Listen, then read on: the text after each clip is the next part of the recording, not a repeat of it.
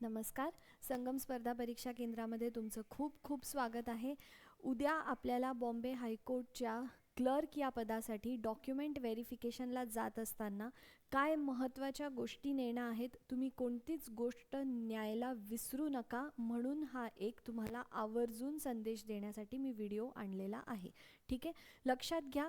या ॲडव्हर्टिजमेंटवरनंच सांगते मी तुम्हाला की आपल्याला काय काय गोष्टी सोबत न्यायच्या आहेत. ही एक तुम्ही एक कागद घ्या किंवा एक तुमचं डायरी असेल, त्याच्यामध्ये ह्या गोष्टी लिहून काढा. जे मी सांगते येते, ज्या ज्या झाल्या आहेत त्याला टिक करा, काहीच न्यायला विसरू नका.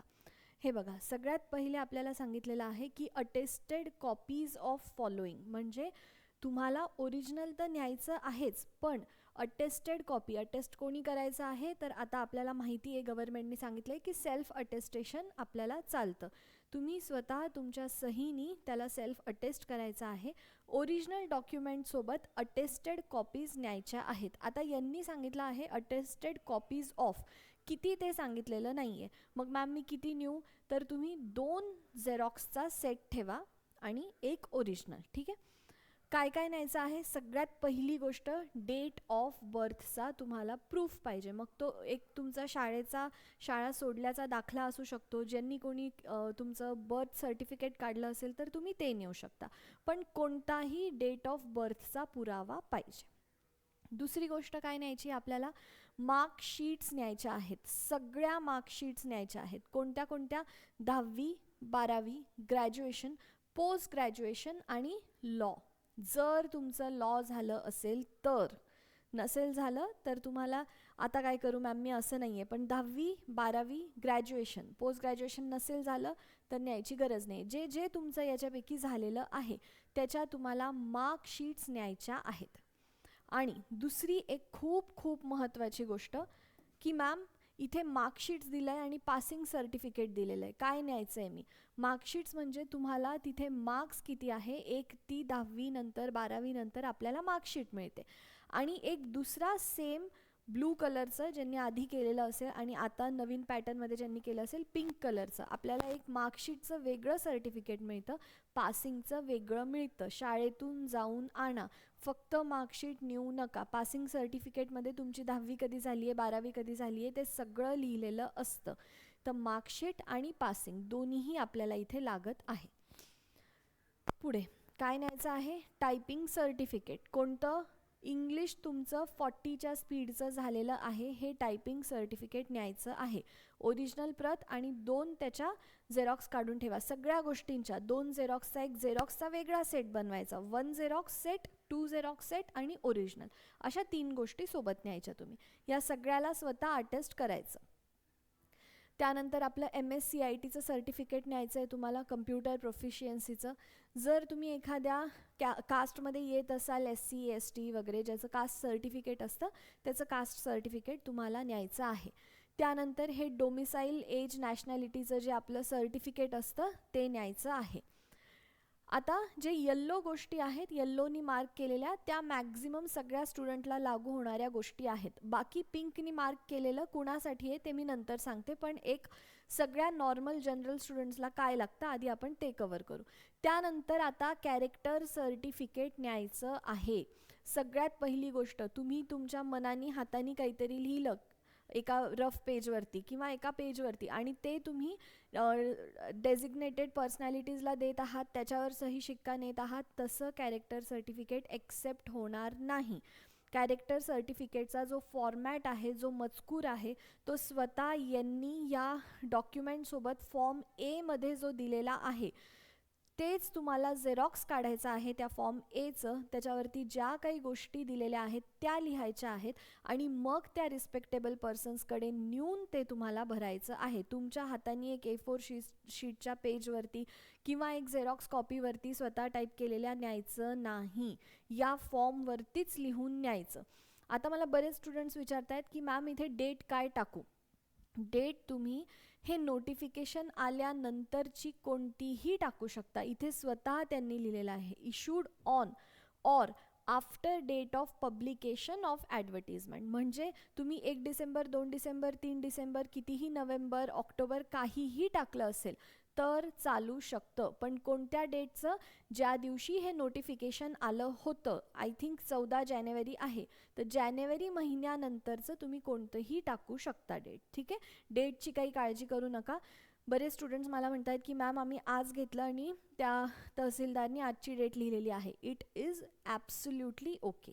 ठीक आहे, पुढे अजून काय न्यायचं आहे आपल्याला? हे पिंकवालं जाऊ द्या, हे अदर स्टुडंट्ससाठी. तर जे जनरल स्टुडंट्स आहेत त्यांनी काय काय न्यायचं आहे ते मी इथे लिहिलेलं आहे. तुम्ही प्लीज हे तुमच्या डायरीवरती लिहून घ्या किंवा याचा स्क्रीनशॉट काढा.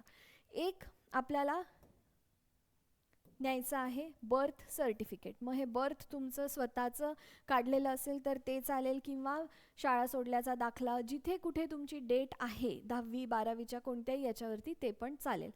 मार्कशीट्स आणि पासिंग सर्टिफिकेट दोन्हीही गोष्टी न्यायच्या आहेत. कशा कशाच्या? SSC 10वी 12वी, ग्रॅज्युएशन आणि पोस्ट ग्रॅज्युएशन जर झालं असेल तर, लॉमध्ये ग्रॅज्युएशन झालं असेल तर ते. जितके इतके तर 3 महत्त्वाचे आहे. याच्यावरती तुमचं जितकं शिक्षण झालं असेल ते सगळे तुम्ही न्यायचे आहेत मार्कशीट्स. टायपिंग सर्टिफिकेट न्यायचं आहे. कास्ट सर्टिफिकेट ज्यांचं आहे त्यांनी न्यायचं आहे. डोमिसाईल सर्टिफिकेट आणि कॅरेक्टर सर्टिफिकेट हे किती न्यायचं आहे? ओरिजिनल, हे सगळे ओरिजिनल नेणं आहे तुम्हाला, प्लस 2 झेरॉक्स. ठीक आहे, मग याचं कसं बनवायचं? तुम्ही ओरिजिनलची एक सेट बनवायची, एका झेरॉक्सची दुसरी सेट बनवायची आणि तिसऱ्या झेरॉक्सची तिसरी सेट. हे पूर्ण एका फाईलमध्ये. फाईल प्लीज चांगले ठेवा, नुसते असे कागद गोल गुंडाळा करून नेऊ नका, इम्प्रेशन खराब पडतं. एक नॉर्मल फाईल असते, एक आपली तेवढी फाईल ग्रीन कलरची, एक नॉर्मल फाईल असते ऑफिशियल, तशा फाईलमध्ये सगळ्या गोष्टी अटॅच करून आणा. मी तुम्हाला फाईल दाखवते, तशा 3 फाईल सोबत घेऊन जा. ठीक आहे, ह्या सगळ्या गोष्टी नॉर्मल स्टुडंट्ससाठी आहे. बाकी स्टुडंट्ससाठी सांगते आता मी. जे एम्प्लॉईज एक्सचेंज रजिस्ट्रेशन सर्टिफिकेटसाठी ज्यांच्याकडे आहे, म्हणजे जे ऑलरेडी काम करता आहेत ती वाली, हे बघा अशी फाईल घ्यायची तुम्ही. अशी फाईल, यावरती तुमचं नाव टाकायचं जे काही असेल ते, बाकी काही टाकायची गरज नाही, फक्त तुमचं नाव टाकायचं आणि या प्रकारे असं अटेस्ट केलेलं पाहिजे. ठीक आहे, एक ओरिजिनल ठेवा, 2 अशा फाईल, एक झेरॉक्सची दुसरी झेरॉक्सची. इतक्या नीट सांगते मी, प्लीज चुका करू नका. ठीक आहे, आता जे ऑलरेडी गव्हर्मेंट सर्व्हिसेसमध्ये काम करतात किंवा जे ऑलरेडी जॉब करतात ते इथे एम्प्लॉईज एक्सचेंज ऑफिसमध्ये त्यांचं रजिस्ट्रेशन असतं, तर तुम्ही हे एक सर्टिफिकेट न्यायचं. फक्त हे नाही न्यायचं, या सगळ्या गोष्टीसोबत ॲडिशनल ही एक गोष्ट तुम्हाला न्यायची आहे. बाकी स्टुडंट्ससाठी व्हिडिओ संपला, हे अदर्ससाठी चालू आहे. ठीक आहे, त्यानंतर तुम्ही ज्या कोणत्या संस्थेमध्ये आता काम करत आहात, मग ती गव्हर्मेंट असू द्या किंवा प्रायव्हेट असू द्या, जिथे कुठे तुम्ही काम करत आहात तिथून एक नो ऑब्जेक्शन सर्टिफिकेट घ्यायचं की बाबा आमच्याकडे हा स्टुडंट काम करत आहे, हा कॅन्डिडेट काम करतोय, पण त्यांनी तुमच्याकडे येण्यासाठी आमचं काही ऑब्जेक्शन नाही आहे, म्हणून हे एक सर्टिफिकेट न्यायचं आहे. याचा फॉर्मॅट दिला आहे का बॉम्बे हायकोर्टनी? याचा फॉर्मॅट नाही आहे, तुम्ही तुमच्या मनाने नेऊ शकता. मॅम हाताने लिहून नेऊ शकतो का A4 साईजवरती? अनप्रोफेशनल वाटतं, तसं करू नका. टाईप करा तुम्ही आणि ते कम्प्युटरवरती तुम्ही वर्डवरती करू शकता टाईप. तुमच्या ऑफिसकडनं तुम्ही त्याच्यावरती सही शिक्का घ्या आणि मग याची झेरॉक्स तुम्ही घेऊन जा. ठीक आहे, आता हे खूप महत्त्वाचं आहे. हे आहे मॅरिड वुमेन्ससाठी. ज्या काही मुली त्यांचं 10वी 12वीमध्ये नेम वेगळं होतं आणि लग्न झाल्यानंतर नाव चेंज झालं आहे. मला ह्याच्यावरती मी सांगते दिवसभर या गोष्टीसाठी फोन येतात. तर हे काय करायचं आहे, कसं जायचं आहे? तुम्ही एक तुमचं सगळे जेवढे मी इथे डॉक्युमेंट्स सांगितले ते सगळे न्यायचे आहेत. प्लस तुम्ही नाव चेंज केलं आहे, तर आपण मनाने नाव चेंज नाही करत, कुठून तरी तुम्हाला ती ऑर्डर आली असेल. एकतर गव्हर्मेंट सर्टिफिकेट असू शकतं, गॅझेटवरती तुम्ही नाव चेंज केलेलं असू शकतं. ती गोष्ट ओरिजिनल आणि 2 झेरॉक्स प्रत त्याच्या न्यायच्या. हे बघा इथे तेच लिहिलेलं आहे. In case of married female candidate, if she has changed her name after marriage, document regarding change of her name.